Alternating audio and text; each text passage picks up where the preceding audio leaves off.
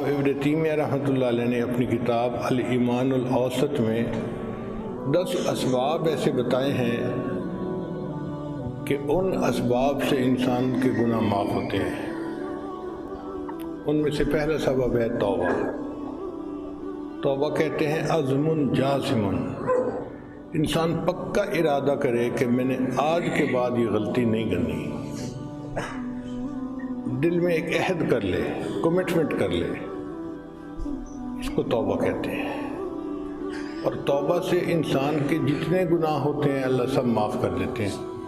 یہ توبہ delete command کی مانند ہے، جیسے ان باکس کے اندر میسیج بہت زیادہ آئے ہوئے ہوں، آپ ڈیلیٹ کا بٹن دبا دیں تو سارے ہی ختم ہو جاتے ہیں، باکس بالکل خالی ہوتا ہے جیسے کوئی میسیج اس میں ہے ہی نہیں۔ توبہ اسی طرح ہے کہ جو انسان سچی توبہ کرتا ہے تو نبی صاحب نے فرمایا التائب من الذنب کمن لا ذنب لہ، گناہوں سے توبہ کرنے والا ایسے ہوتا ہے جیسے اس نے کبھی گناہ کیا ہی نہیں۔ جیسے صابن سے دھوئیں تو کپڑے کی میل نکل جاتی ہے، صاف ہو جاتا ہے، اسی طرح توبہ کرنے سے دل کی میل کچیل ختم ہو جاتی ہے، دل صاف ہو جاتا ہے۔ اس لیے اللہ تعالیٰ کا ارشاد ہے وَتُوبُوا إِلَى اللَّهِ جَمِيعًا أَيُّهَا الْمُؤْمِنُونَ لَعَلَّكُمْ تُفْلِحُونَ، اے ایمان والو تو سب کے سب مل کے توبہ کرو۔ اگر تم چاہتے ہو کہ ہمیں فلاح مل جائے تو فلاح ملے گی توبہ کرنے سے، گناہوں سے توبہ کر لو۔ دوسرا سبب جس سے گناہ معاف ہوتے ہیں اس کو کہتے ہیں استغفار۔ استغفار کا مطلب ہوتا ہے نادم ہونا، شرمندہ ہونا، ریپینٹ کرنا کہ جو گناہ کر بیٹھا، یار میں نے اچھا نہیں کیا، یار مجھ سے غلطی ہو گئی۔ یہ جو انسان کے اندر ملامت ہوتی ہے نا، اس کو استغفار کہتے ہیں۔ اور یہ دونوں چیزیں توبہ اور استغفار ملتی جلتی ہیں، اس لیے ایک پر دوسرے کا نام اطلاق کر دیتے ہیں۔ بہرحال استغفار کی بھی کثرت کرنی چاہیے۔ ہماری زندگی کے جتنے بھی پرابلم ہیں نا، وہ سب استغفار سے ختم ہو سکتے ہیں۔ ایک مرتبہ حضرت حسن رضی اللہ تعالیٰ عنہ تشریف فرما تھے، ایک بندہ آیا، حضرت بڑا گنہگار ہوں، کوئی عمل بتا دیجئے کہ جس سے میرے گناہ معاف ہو جائیں۔ فرمایا استغفار کرو۔ پھر تھوڑی دیر بعد بندہ آیا، حضرت بڑے عرصے سے بارش نہیں ہوئی، کوئی عمل بتائیں جس سے کہ اللہ بارش دے دے۔ فرمایا استغفار کرو۔ پھر ایک بندہ آیا، حضرت بہت غریب ہوں، کوئی عمل بتائیں کہ اللہ مجھے مال دے دے۔ بھائی استغفار کرو۔ حضرت میری بیٹیاں بیٹی ہیں، کوئی عمل بتا دیں کہ اللہ مجھے بیٹا عطا کرے۔ بھائی استغفار کرو۔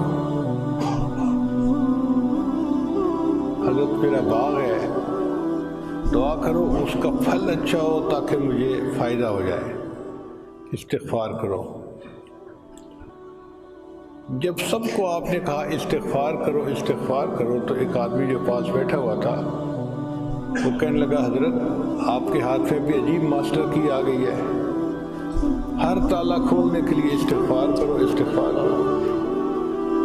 تو حضرت حسن اللہ نے جواب دیا کہ دیکھو جو میں نے جواب دیے ہیں اپنی طرف سے نہیں دیے، اللہ کا قرآن بتا رہا ہے۔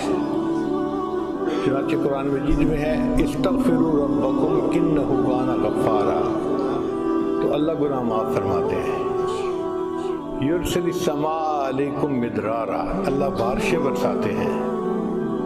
ویمددکم باموال، اور اللہ بندے کی مال کے ذریعے سے مدد فرماتے ہیں۔ وبنین، اور بیٹے دے کے اللہ بندے کی مدد فرماتے ہیں۔ ویجعل لکم جنات وَيَجْعَلْ لَكُمْ أَنْهَارًا، تو اگر آپ غور کریں تو ہمارے جتنے مسائل ہیں وہ انہی میں سے کوئی نہ کوئی ہے۔ کوئی بیٹے کے لیے پریشان، کوئی کاروبار کی طرف سے پریشان، کوئی اپنے گناہوں کی طرف سے پریشان، تو ہمارے لیے تو سب بیماریوں کا علاج استغفار میں موجود ہے۔ اس کی کثرت کریں، دیکھیں اللہ تعالیٰ ہمارے حالات کیسے سنوار دیں گے۔ اور اس کی کثرت کرنا کوئی مشکل کام نہیں ہے، چاہیں تو پورا استغفار پڑھ سکتے ہیں، استغفر اللہ ربی من کل ذنب واتوب الیہ، اور اگر چھوٹا استغفار پڑھیں استغفر اللہ تو بھی ٹھیک ہے۔ اب بتائیں جب صبح ہم گھر سے دفتر جاتے ہیں تو راستے میں کیا کر رہے ہوتے ہیں؟ کیا ضرورت ہے ادھر ادھر شکلیں دیکھنے کی یا گانے سننے کی یا کچھ اور سننے کی؟ استغفار کرنا شروع کریں تو 100 مرتبہ استغفار آسانی کے ساتھ ہم جاتے ہوئے پڑھ سکتے ہیں، اور دفتر سے واپس آتے ہوئے 100 مرتبہ استغفار اس وقت پڑھ سکتے ہیں۔ ہمارے نام اعمال میں استغفار کا عمل لکھا ہوا ہوگا، حدیث پاک میں آتا ہے طوبی لمن وجد فی صحیفتہ استغفارا کثیرا، قیامت کے دن جس بندے کے نام اعمال میں استغفار زیادہ لکھا ہوگا اس بندے کو مبارک ہو۔ تو پھر استغفار کی کثرت کریں۔ استغفار کی کثرت کا ایک فائدہ یہ بھی ہے کہ بندہ مستجاب الدعوات بن جاتا ہے، اس کی ہر دعا قبول ہوتی ہے۔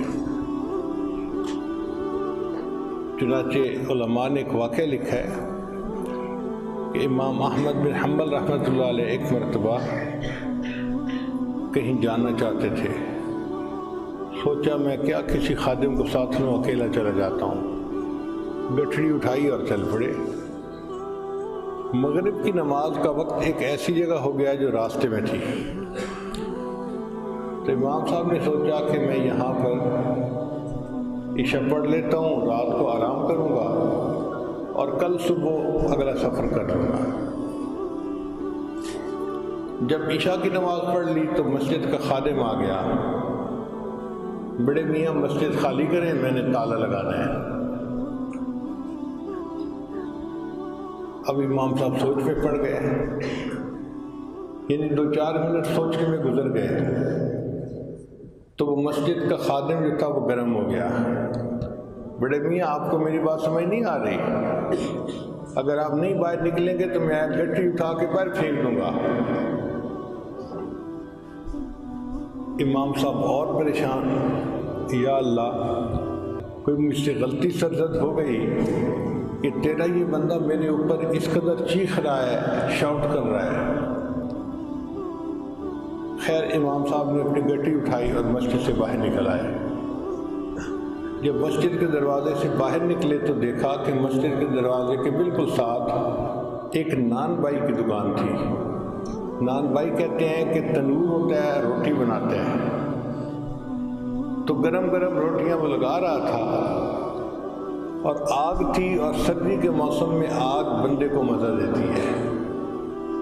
تو امام صاحب نے اس نوجوان سے کہا کہ کیا میں یہاں آپ کے پاس بیٹھ کے وقت گزار سکتا ہوں، فجر پڑھ کے میں چلا جاؤں گا۔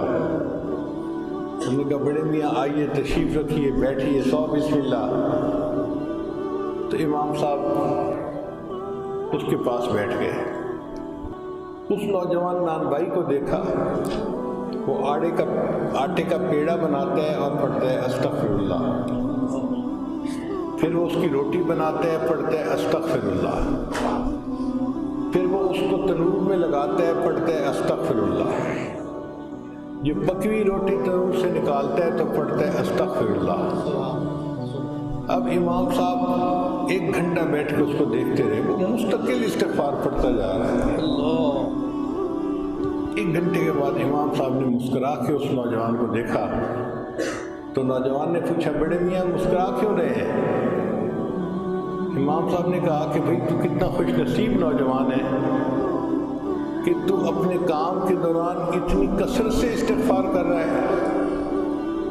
اس نے کہا بڑے میاں یہ میری عادت بن گئی ہے، اور اس عمل کی وجہ سے اللہ نے مجھے مستجاب الدعوات بنا دیا ہے۔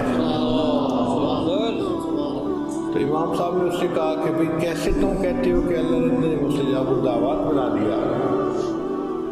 وہ تھوڑی دیر سوچنے لگا، کہنے لگا کہ ہر دعا اللہ نے میری قبول کی ہے، سوائے ایک دعا کے جو ابھی قبول نہیں ہوئی، اس کی قبولیت کے انتظار میں ہوں میں۔ صاحب نے پوچھا وہ کون سی دعا؟ کہنے لگا کہ میں نے سنا ہے کہ امام احمد بن حنبل بڑے محدث